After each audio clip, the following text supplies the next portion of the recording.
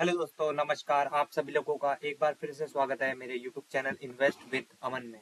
तो दोस्तों, वीडियो अगर पसंद आए आप लोगों को तो उसे लाइक करें, शेयर करें एंड चैनल को सब्सक्राइब करना तो बिल्कुल भी ना भूलें। एंड मेरा एक क्लियर कट डिस्क्लेमर हर वीडियो में जो रहता है वो इस वीडियो में भी रहेगा कि ये किसी भी तरह का बाय सेल या होल्ड का रिकमेंडेशन बिल्कुल भी नहीं है। आपको ये सब चीजें जो है अपने फाइनेंशियल एडवाइजर से कंसल्ट करने के बाद ही करनी चाहिए।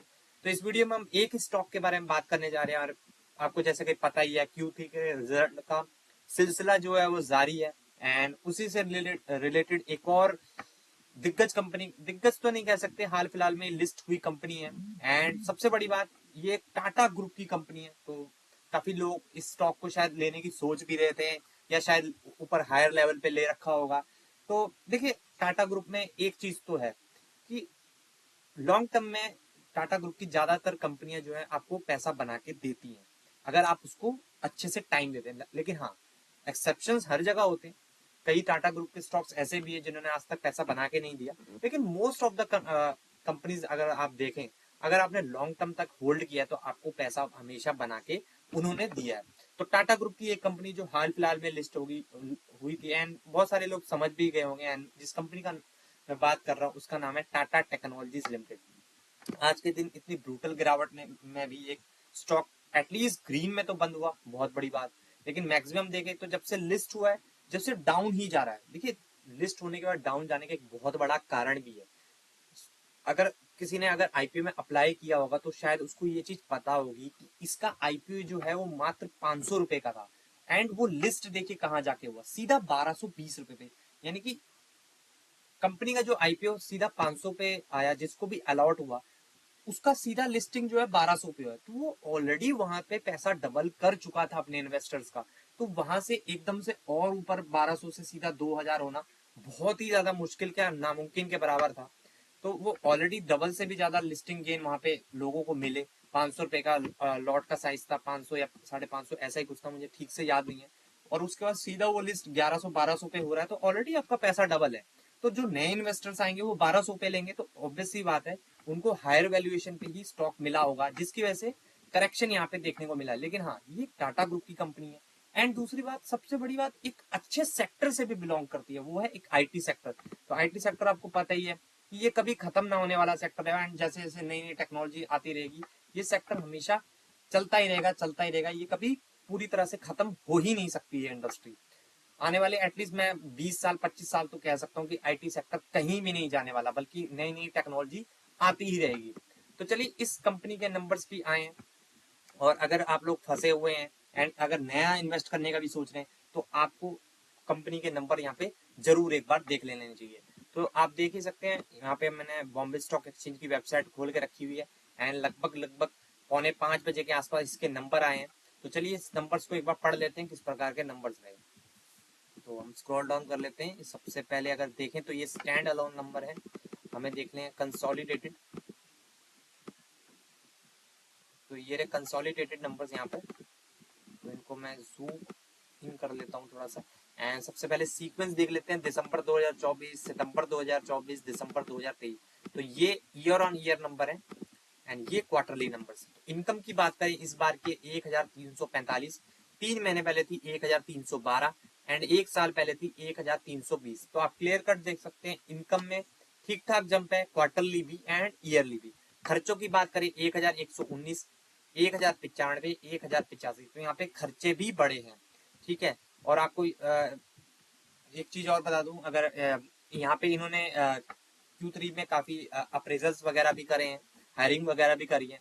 तो इस वजह से इनकी एम्प्लॉय की बेनिफिट जो एक्सपेंस है वो थोड़े से बड़े हैं, ठीक है। ये सब चीजें मेरे को वेबसाइट से ही पता लगी हैं, अगर आप भी सर्च मारेंगे तो आपको इजीली मिल जाएंगी।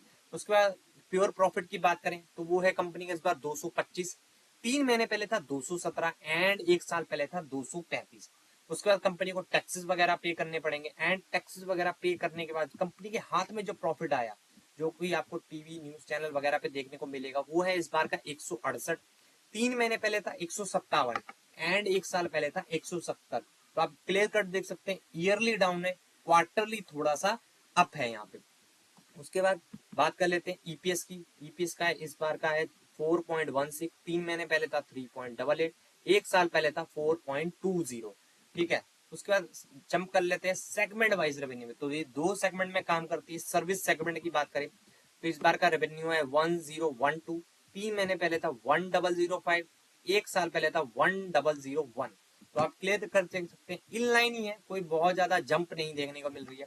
उसके बाद टेक्नोलॉजी सॉल्यूशन सेगमेंट की बात करें 304, 291, 288, यहाँ पे ठीक ठाक परफॉर्मेंस देखने को मिल रहा है। तो कंपनी के नंबर्स की बात करें, ऐसे कोई बहुत ज्यादा एनर्जेटिक तो नहीं है कि हाँ भाई स्टॉक जो है यहाँ से एकदम रॉकेट बन जाएगा, लेकिन हाँ मुझे इतने कोई ज्यादा बहुत ज्यादा खराब भी नहीं लग रहे हैं। क्योंकि एस्टिमेट्स की बात करें तो एस्टिमेट्स से ठीक ठाक ही नंबर है। एस्टिमेट्स की बात कर लेते हैं एक बार, आप देख सकते हैं। तो एस्टिमेट्स टू नेट यहाँ पे कोटक सिक्योरिटीज की एस्टिमेशन है। तो ये मैं बता दूं, हर किसी ब्रोकरेज फर्म के या कोई भी एस्टिमेशन जो देता है, हर किसी के अलग अलग होते हैं। अगर कोई हो सकता है कोई कोटक को फॉलो करता हो सकता है कोई मॉर्गन स्टैनली को करता हो, कोई आईसीआईसीआई को करता हो। हर किसी के आपको पता ही है ब्रोकिंग कंपनीज है, तो वो एक एस्टिमेट्स देती हैं। तो एस्टिमेट्स अगर देखा जाए कोटक के हिसाब से, तो उनका मानना था कि ये 157 करोड़ का प्रॉफिट निकालेगा, ठीक है। एंड ईयर ऑन ईयर 7% की डी ग्रोथ होगी, यानी कि 170 से प्रॉफिट का घट के 157 पे आ जाएगा। तो देख लेते हैं टाटा के केस में ऐसा हुआ है कि नहीं। पिछली बार का तो 170 ही था, इनकी उम्मीद थी कि 157 के आसपास आएगा, ठीक है, 157 के आसपास आएगा, लेकिन एक्चुअल में आया कितना है? एक्चुअल में आया है 168। तो ये एस्टिमेट को यहाँ पे बीट जरूर करते हुए देखने को हमें टाटा टेक्नोलॉजी मिल रहा है, ठीक है। लेकिन अगेन मैं आपको बात बता दूं कि ये बहुत ज्यादा एक्स्ट्रा ऑर्डिनरी यहाँ पे नंबर्स मुझे नहीं मिल रहे हैं। हाँ ये है कि प्रॉफिट के फ्रंट पे थोड़ा सा अच्छा ही परफॉर्मेंस वहां पे जो है टाटा टेक ने दिया है, और ये चीजें आप देख भी सकते हैं। EBITDA में fall 5.6 quarter on quarter, margin to weaken due to a wage hikes, जैसा कि मैंने बताया था अप्रेजल्स वगैरह इन्होंने किए हैं। तो कुल मिला के चलो फाइनल कंक्लूजन पे आ जाते हैं कि किस प्रकार के नंबर्स है। तो देखिए इनलाइन ही नंबर्स है, बहुत ज्यादा एनर्जेटिक नहीं है। आपको पता ही होगा कि टाटा टेक्नोलॉजी का जो सबसे बड़ा कस्टमर है वो टाटा मोटर्स ही है, तो इन हाउस ही इनको ज्यादा बिजनेस मिलता है। एंड अभी वो धीरे धीरे बाहर की कंपनीज के साथ भी ज्वाइंट वेंचर वगैरह कर रहे हैं।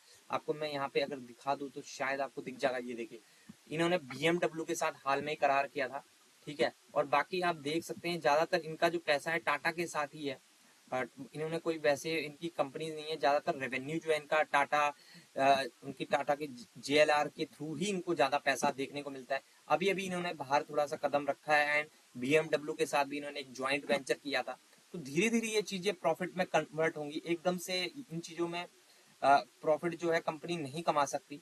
धीरे धीरे आपको शायद मैं बता दूं कि इनका जितना भी रेवेन्यू, उस रेवेन्यू में से 70 से 80% जो पैसा है वो इनका इन हाउस यानी कि टाटा मोटर से ही इनके पास आता है। और जैसे जैसे इनको बाहर के कस्टमर और भी मिलते जाएंगे तो भविष्य में ये कंपनी और भी ज्यादा अच्छा कर सकती है। इसी वजह से बहुत सारे लोगों ने इसमें इन्वेस्टमेंट किया है।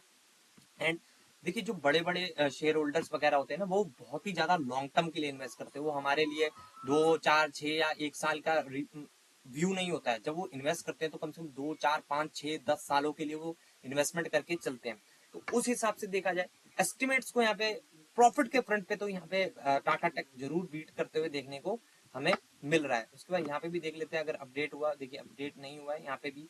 आप पुराने नंबर देखें तो सारे एस्टिमेशन को यहाँ पे मिस ही करते हुए देखने को मिल रहा था। लेकिन हाँ यहाँ पे देखें तो ठीक ठाक ही परफॉर्मेंस है, एस्टिमेट्स के हिसाब से अच्छे ही नंबर देखने को मिल रहे हैं। लेकिन कल देखने वाली बात होगी कि क्या इतने वॉलेटाइल मार्केट में भी अगर ये ग्रीन में बंद होता है कल के दिन, तो मैं ये कह सकता हूँ कि हाँ स्ट्रीट को ये नंबर पसंद आए। और अगर देखिए गिरावट भी होती है, अगर मान लीजिए 1-2% की गिरावट भी होती है, तब भी हम इस चीज को पॉजिटिव ले सकते हैं कि इतनी ब्रूटल गिरावट, इतनी ब्रूटल मार्केट सिचुएशन में भी अगर ये एक आध परसेंट ही गिरता है, तब भी हम ये मान के चलेंगे कि हाँ भाई बहुत ज्यादा तो खराब भी नहीं लगे हैं, ठीक है। और अगर ऐसी मार्केट में बहुत ज्यादा शूट हो जाता है तो समझ लीजिए स्ट्रीट को ये नंबर पसंद आए। तो असली मजा तो कल ही स्टॉक में देखने वाले को मजा आने वाला है, ठीक है। तो चलिए इस वीडियो को यहीं पे एंड कर लेते हैं। आई होप आपको ये वीडियो भी अच्छी लगी होगी। तो इसे लाइक जरूर करें एंड शेयर भी जरूर करें, एंड चैनल को सब्सक्राइब करना तो बिल्कुल भी ना भूलें। एंड मेरा अगेन एक डिस्क्लेमर, ये किसी भी तरह का बाय सेल या होल्ड का रिकमेंडेशन बिल्कुल भी नहीं था। तो मिलते हैं नेक्स्ट वीडियो में, तब तक के लिए बाय।